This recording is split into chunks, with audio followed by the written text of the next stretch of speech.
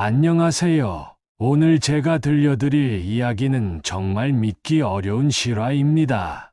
저는 김두성이라고 하고 올해 70이 됐습니다. 평생 버스 운전대를 잡고 살았던 평범한 아버지였죠. 그런데 제가 겪은 일은 여러분의 상상을 뛰어넘을 겁니다. 자식에게 버려진 아버지가 어떤 복수를 계획했는지, 그리고 마지막에 어떤 놀라운 반전이 기다리고 있었는지 끝까지 들어보세요. 은퇴와 새로운 시작의 꿈. 저는 40년 동안 시내버스 운전사로 일했습니다. 새벽 5시에 일어나 밤늦게 들어오는 게 일상이었죠. 손님들이 욕을 해도 참았고 교통체증에 시달려도 웃으며 견뎠습니다. 오직 하나의 목표만 있었어요. 자식들 대학 보내고 결혼시키고 편안한 노후를 보내는 것이었죠. 드디어 정년퇴직 날이 왔을 때 저는 가슴이 벅찼습니다. 퇴직금으로 작은 텃밭이라도 마련해서 채소 키우며 지내고 싶었거든요. 손주들이 놀러 오면 직접 기른 상추 따서 쌈 싸주고 토마토도 따 먹이고 싶었습니다. 그런 평범한 행복을 꿈꿨어요. 퇴직식 날 저녁, 큰아들 민수와 둘째 수정이 축하한다며 고깃집으로 데려갔습니다. 아버지 정말 고생 많으셨어요. 라며 따라주더군요. 저는 그때 정말 행복했습니다. 이제 자식들과 더 많은 시간을 보낼 수 있구나 생각했거든요. 하지만 술자리가 끝날 무렵 분위기가 이상해졌습니다. 민수가 말끔을 하더니 아버지, 퇴직금 얼마나 나왔어요? 라고 물었어요. 갑작스러운 질문에 당황했지만 정직하게 대답했죠. 3천만 원 정도 됐다고요. 그 순간 민수와 수정의 눈빛이 달라졌습니다. 따뜻함보다는 계산적인 무언가가 스쳤어요. 그 정도면 괜찮네요. 라며 서로 눈짓을 주고받았습니다. 저는 그때 이상한 느낌을 받았지만 대수롭지 않게 넘겼어요. 제 자식들이 설마 그럴 리 없다고 생각했거든요. 집에 돌아와서 저는 작은 공책에 계획을 적기 시작했습니다. 텃밭 임대료, 씨앗값, 농기구 구입비까지 꼼꼼히 계산했어요. 남은 돈으로는 손주들 용돈도 주고 싶었습니다. 그런 소박한 꿈들이 제 마음을 설레게 했죠. 며칠 후 민수가 전화했습니다. 아버지, 시간 되실 때 한번 와보세요. 가족회의 같은 걸 좀 하려고요. 가족회의라니 좋은 일인 줄 알았습니다. 아마 제 은퇴 후 생활에 대해 걱정해주는 거겠구나 생각했어요. 느닷없는 배신. 민수 집에 도착하니 수정이도 와 있었습니다. 온 가족이 둘러앉아 있는 모습이 정겹더군요. 저는 기분 좋게 자리에 앉았습니다. 그런데 분위기가 뭔가 어색했어요. 모두들 진지한 표정으로 저를 바라보고 있었거든요. 민수가 입을 열었습니다. 아버지, 저희가 많이 생각해봤는데요. 무슨 말인지 궁금해하고 있는데. 수정이 끼어들었어요. 아버지께서 이제 혼자 사시면 위험하잖아요. 나이도 있으시고 만에 하나 집에서 쓰러지시기라도 하면 어떡해요? 갑자기 무슨 소리인지 몰라서 당황했습니다. 내가 아직 건강한데 무슨 걱정을 그렇게 하냐고 했죠. 그랬더니 민수의 아내 영희가 나섰어요. 아버님, 요즘 좋은 요양원들이 많거든요. 거기서 또래분들과 지내시면 훨씬 즐거우실 거예요. 요양원이라는 말에 머리가 띵했습니다. 저는 아직 멀쩡한데 벌써 요양원이라니요. 나는 집에서 지내고 싶다고 단호하게 말했어요. 하지만 자식들은 이미 마음을 정한 듯 했습니다. 수정이 준비해온 팸플릿을 내밀었어요. 여기 보세요. 시설도 좋고 간병 서비스도 훌륭하대요. 아버지 같은 분들이 많이 계셔서 외롭지도 않을 거예요. 제가 거부 의사를 표명해도 자식들은 들은 척도 안 했습니다. 민수가 결정타를 날렸어요. 아버지, 집도 너무 오래돼서 수리비가 만만치 않을 거예요. 차라리 정리하고 그 돈으로 요양원비 충당하는 게 나을 것 같은데요. 그제야 진짜 속셈을 알았습니다. 집을 팔아서 돈을 나누고 싶은 거였어요. 제 가슴이 무너져 내렸습니다. 평생 피땀 흘려 장만한 집을 그냥 팔라고 하다니요. 그 집에는 제 추억이 고스란히 담겨 있는데 말입니다. 아내와 함께 도배도 하고 자식들이 어릴 때 뛰어놀던 마당도 있는 소중한 공간이었거든요. 나는 절대 안 간다고 버텼지만 소용없었습니다. 자식들은 이미 요양원에 자리까지 알아봤다며 다음 주에 입소한다고 통보했어요. 제가 눈물을 글썽이자 민수가 차갑게 말했습니다. 아버지도 현실을 받아들이세요. 이게 다 아버지를 위한 일이에요. 그날 집에 돌아와서 저는 혼자 울었습니다. 40년 동안 가족을 위해 희생했는데 이런 대접을 받다니요. 자식들 뒷바라지하려고 밥도 제대로 못 먹고 옷도 해진 것만 입고 살았는데 말입니다. 절망 속 깨달음. 결국 일주일 후 저는 푸른솔 요양원에 입소하게 됐습니다. 자식들이 제 짐을 대충 싸서 가져다 주고는 금세 사라졌어요. 아버지, 적응 잘 하세요라는 말만 남기고 말입니다. 처음 요양원 방에 들어섰을 때의 기분을 뭐라 표현해야 할지 모르겠어요. 하얀 벽, 딱딱한 침대, 소독약 냄새, 마치 병원 같았습니다. 제 인생이 이렇게 끝나는구나 싶어서 절망스러웠어요. 같은 방을 쓰는 박 할아버지가 말을 걸어왔습니다. 처음 오셨군요. 적응하는데 시간이 좀 걸릴 겁니다. 친절하게 위로해 주려는 모습이었지만 저는 답할 기분이 아니었어요. 그냥 침대에 누워서 천장만 바라봤습니다. 첫 밤이 가장 힘들었어요. 집에서는 아내가 쓰던 베개 냄새라도 있었는데 여기는 모든 게 낯설었습니다. 밤새 잠을 이루지 못했죠. 새벽에 복도를 걸어다니는 간병인 발소리만 들렸어요. 며칠이 지나도 자식들은 연락이 없었습니다. 안부 전화 한 통 없었어요. 저는 매일 핸드폰을 들여다봤지만 아무 소식이 없었습니다. 다른 어르신들은 가족이 면회를 오는데 저만 혼자였죠. 일주일쯤 지났을 때 간병인 김 씨가 편지를 가져왔습니다. 민수가 보낸 거였어요. 설레는 마음으로 열어봤더니 단 한 줄만 적혀 있었습니다.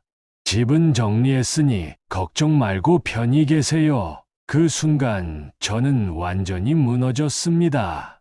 제가 평생 살던 집을 그냥 처분해버렸다는 거잖아요. 저에게 한마디 상의도 없이 말입니다. 손발이 떨리고 가슴이 답답해서 숨쉬기 힘들 정도였어요. 화가 나서 민수에게 전화했습니다. 하지만 통화 버튼을 누르자마자 지금 받을 수 없습니다라는 멘트만 나왔어요. 주정에게도 똑같았습니다. 제가 완전히 버려진 걸 그때 실감했죠. 박 할아버지가 위로해줬습니다. 요즘 자식들이 다 그래요. 우리 때와는 달라졌어요. 하지만 위로가 되지 않았습니다. 제가 키운 자식들이 저를 짐짝 취급한다는 게 믿어지지 않았거든요. 그날 밤 저는 거울을 보며 생각했습니다. 주름진 얼굴, 빈 등, 성성한 흰머리, 언제 이렇게 늙었나 싶더군요.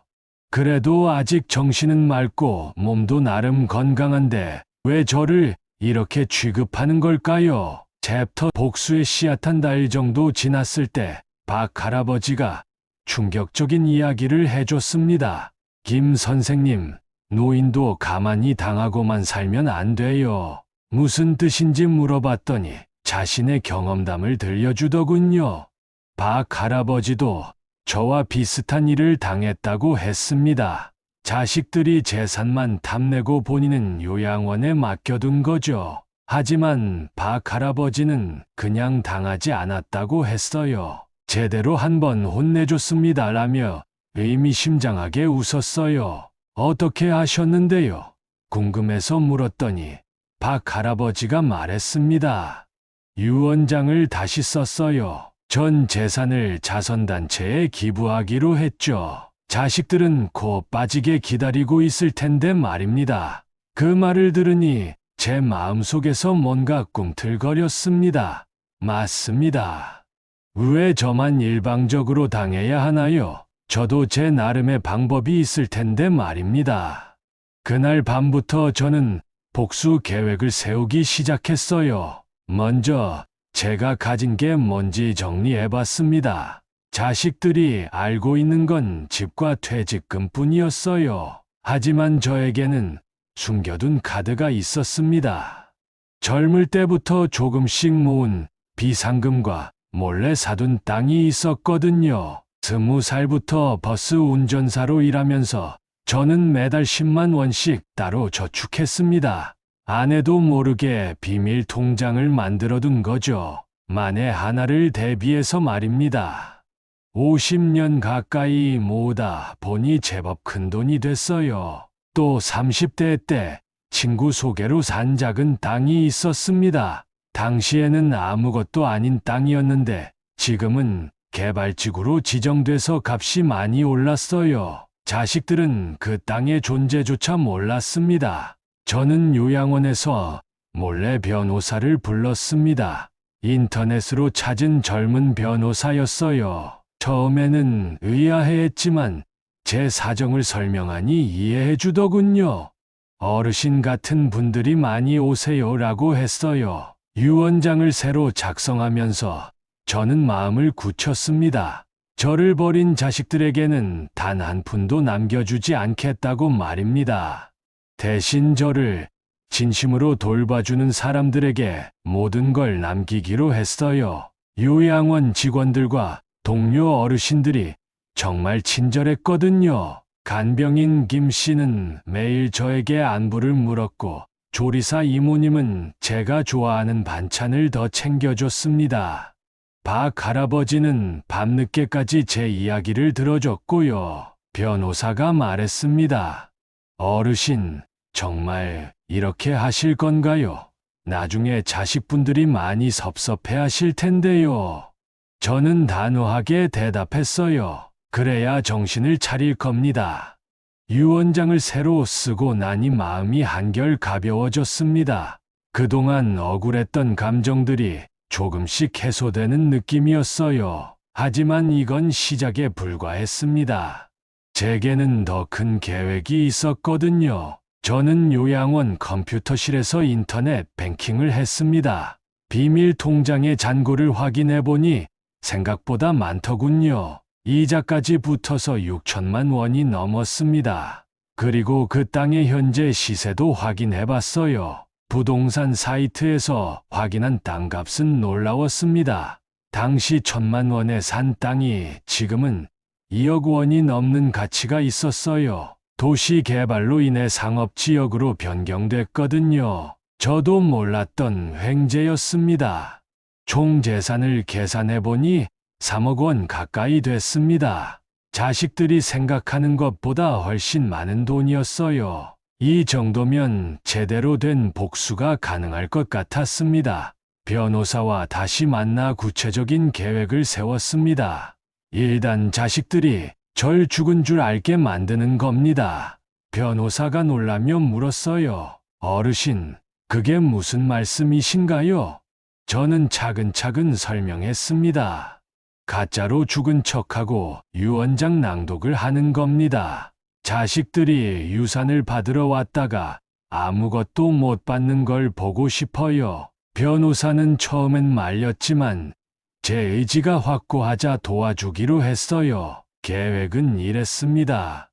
제가 갑작스럽게 쓰러졌다고 하고 병원에서 위독하다는 소식을 전할 거였어요. 그러면 자식들이 달려올 테고 그때 이미 제가 숨졌다고 발표하는 겁니다. 요양원 원장님께도 사정을 설명했습니다. 처음엔 안 된다고 하셨지만 제가 간곡히 부탁하니 도와주시기로 했어요. 어르신 마음 충분히 이해합니다. 저도 자식이 있어서 말입니다. 박 할아버지가 제 계획을 듣고는 크게 웃었습니다. 김 선생님, 대단하신데요. 저보다 훨씬 수준 높은 복수군요. 그리고 덧붙였어요. 꼭 성공하셔야 해요. 저도 대리만족 좀 하게 말입니다. 간병인 김 씨와 조리사 이모님에게도 상황을 설명했습니다.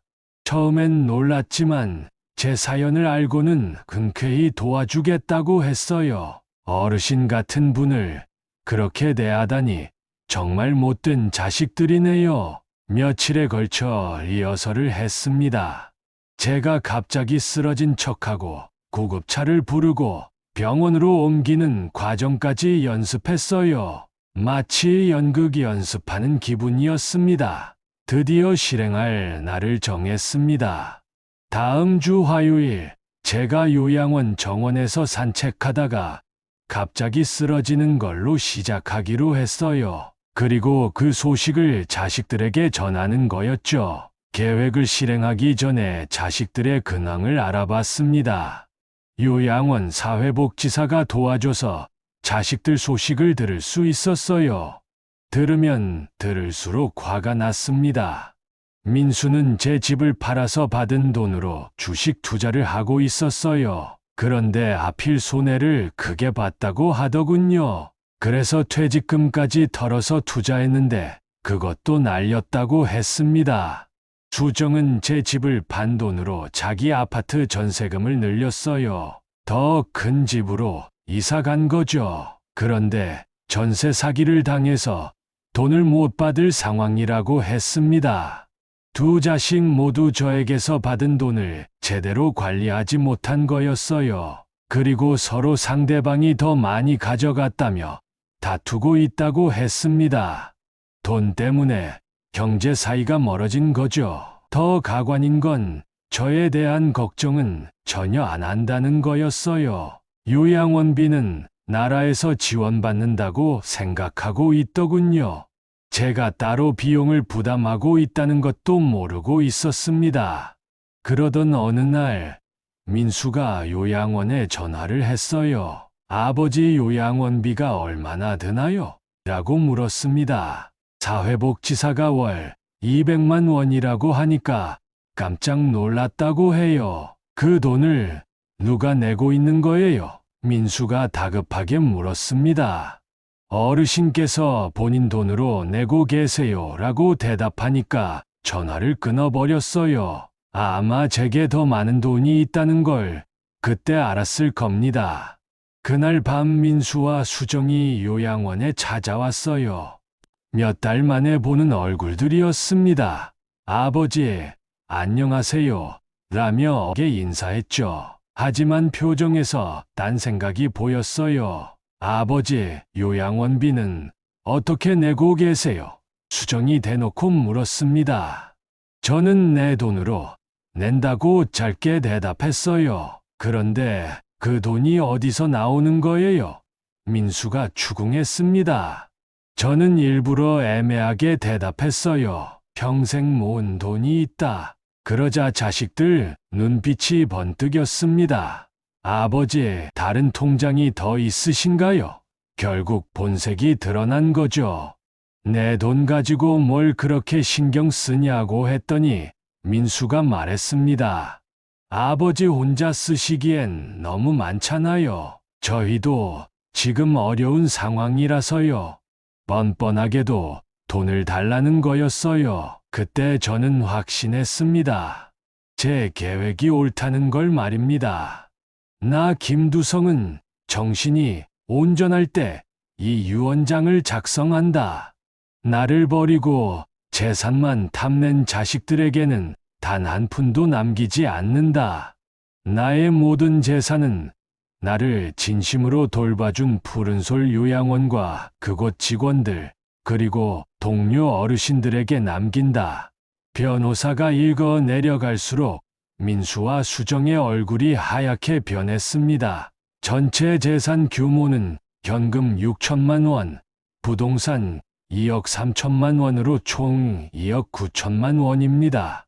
이 말에 자식들이 완전히 넋을 잃었어요. 이 말이 되나요? 민수가 떨리는 목소리로 말했습니다. 아버지가 언제 이런 돈을 모으셨다는 거예요? 수정도 마찬가지였어요. 변호사님, 이 유원장이 진짜 맞나요? 변호사가 차분하게 대답했습니다. 네, 고인께서 직접 작성하시고 공증까지 받으신 정식 유원장입니다. 법적으로 아무 문제 없습니다. 그리고 덧붙였어요. 유원장 뒷부분에는 이런 내용도 있습니다. 내가 죽고 나서야 재산에 관심을 보이는 자식들에게 한 가지 말하고 싶다. 돈은 벌면 되지만 부모는 잃으면 다시 만날 수 없다. 너희가 나를 버렸듯이 나도 너희를 버린다. 민수가 주먹을 쥐며 소리쳤습니다. 이건 말이 안 돼요. 우리가 아버지를 얼마나 잘 모셨는데요. 하지만 변호사는 냉정했어요. 유언장에는 구체적인 사례들이 적혀 있습니다. 몇 달간 안부 전화 한 번 없었다는 내용도 있고요. 수정이 울기 시작했습니다. 아버지가 그렇게 원망하고 계셨다니 몰랐어요. 하지만 그 눈물도 진짜인지 의심스러웠어요. 돈을 못 받아서 우는 건지 정말 후회해서 우는 건지 알 수 없었거든요. 변호사가 마지막으로 말했습니다. 고인의 뜻에 따라 내일부터 재산 이관 절차를 시작하겠습니다. 이의 제기를 원하시면 법정에서 다투셔도 되지만 승산은 희박합니다. 자식들은 완전히 멘붕 상태였어요. 2억 원이 넘는 돈이 눈앞에서 사라져 버린 거니까요.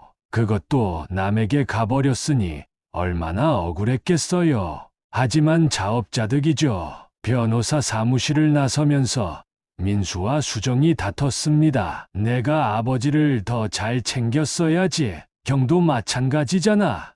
끝까지 서로 탓하기만 하더군요.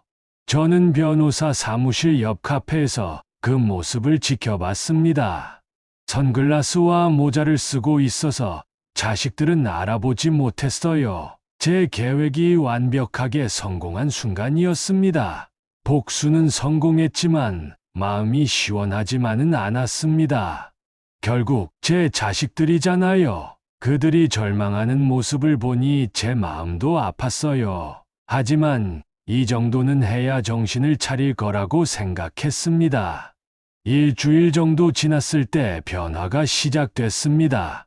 민수가 요양원에 전화를 했어요. 아버지 무덤에 가려고 하는데 어느 납골당에 계신가요? 처음으로 저를 찾는 전화였습니다.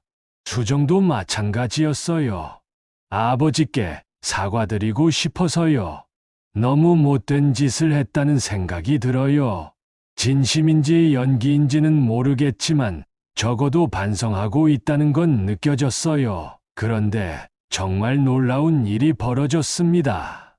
민수가 요양원에 자원봉사를 하겠다고 신청한 거예요. 아버지가 계셨던 곳에서 봉사하면서 속죄하고 싶습니다라고 했어요. 수정은 어르신들을 위한 반찬을 만들어 가져왔습니다. 아버지가 좋아하셨던 음식들이에요. 다른 어르신들도 드셔보세요라며 눈물을 흘렸어요. 정말 진심으로 후회하는 모습이었습니다. 저는 숨어서 그 모습을 지켜봤어요. 자식들이 진짜로 변하고 있다는 게 느껴졌습니다. 돈을 잃고 나서야 부모의 소중함을 깨달은 거죠. 그때 저는 마음을 바꿨습니다. 박 할아버지에게 상의했어요. 이제 그만 진실을 말해볼까 합니다. 박 할아버지가 놀라며 말했어요. 아직 이르지 않나요? 좀 더 혼내주셔도 될 텐데요. 하지만 저는 결심했습니다. 자식들이 진짜로 반성하고 있는 것 같으니까요. 더 이상 괴롭힐 이유는 없다고 생각했어요. 그리고 무엇보다 저도 자식들이 그리웠거든요. 변호사와 상의해서 깜짝 계획을 세웠습니다. 자식들이 다음 주말에 제 무덤 참배를 온다고 했거든요. 그때 나타나기로 한 거죠. 그날이 왔습니다. 민수와 수정이 꽃을 들고 요양원 뒷산 공동묘지에 왔어요. 제가 묻혔다고 생각하는 자리 앞에서 무릎을 꿇고 앉았습니다. 아버지, 정말 죄송해요. 민수가 울먹이며 말했습니다. 저희가 너무 못된 자식이었어요. 아버지 마음도 모르고 돈 생각만 했어요. 수정도 마찬가지였어요. 아버지, 용서해 주세요. 그때 제가 뒤에서 나타났습니다. 용서는 살아있는 아버지에게 구하거라. 자식들이 뒤돌아보더니 까무러칠 뻔했어요. 유령이에요? 저는 웃으며 말했습니다. 유령은 무슨 살아있는 아버지다. 그리고 지난 한 달 동안의 일들을 모두 설명해 줬어요. 가짜로 죽은 척했다는 것부터 유언장까지 전부요. 자식들은 어이없어 했지만 동시에 기뻐했습니다. 아버지가 살아계시다니 정말 다행이에요. 하지만 저는 단호하게 말했어요. 기쁜 건 좋은데 앞으로는 정말 달라져야 한다. 그날부터 자식들이 완전히 바뀌었습니다. 일주일에 한 번씩은 꼭 안부 전화를 했고 한 달에 2번은 면회를 왔어요. 손주들도 데려와서 할아버지와 시간을 보내게 했습니다. 제가 요양원에서 나와서 작은 전원주택을 얻었을 때도 자식들이 직접 이사를 도와줬어요. 그리고 말했습니다. 아버지, 저희와 함께 사세요. 하지만 저는 거절했어요. 나는 이제 내 방식대로 살고 싶다. 대신 자주 놀러 와라. 자식들도 제 뜻을 이해해 줬습니다. 억지로 함께 살기보다는 서로 그리워하면서 만나는 게 낫다는 걸 알게 된 거죠. 지금 저는 작은 텃밭을 가꾸며 평화롭게 살고 있습니다. 손주들이 놀러 오면 직접 기른 채소로 음식을 해주고 자식들과도 편안한 관계를 유지하고 있어요. 그날의 복수가 잘못된 건 아니었다고 생각합니다. 때로는 충격 요법이 필요한 법이니까요. 다만 복수가 목적이 아니라 깨달음을 주는 게 목적이었다면 성공한 거죠. 여러분께 하고 싶은 말이 있습니다. 부모든 자식이든 서로를 당연하게 생각하지 마세요. 가족이라는 이름으로 상처 주는 건 가장 큰 죄입니다. 그리고 돈보다 중요한 게 마음이라는 걸 잊지 마세요. 저는 지금도 가끔 요양원에 봉사를 하러 갑니다. 박 할아버지와 다른 어르신들을 만나기 위해서죠. 그리고 제 이야기를 들려드려요. 희망을 잃지 말라고. 자식들이 언젠가는 알아줄 거라고요. 인생은 마지막까지 뭔가를 배우고 가르칠 수 있다는 걸 깨달았습니다. 이른이 되어서도 자식들에게 마지막 교육을 할 수 있었으니까요. 그게 제가 이 나이까지 살아온 이유인지도 모르겠어요. 오늘 이야기가 여러분에게 작은 교훈이 되었기를 바랍니다. 가족을 사랑하는 방법을 다시 한번 생각해보는 시간이 되었으면 좋겠어요. 그리고 부모님이 살아계신 분들은 오늘 당장 안부 전화 한 통 드려보세요.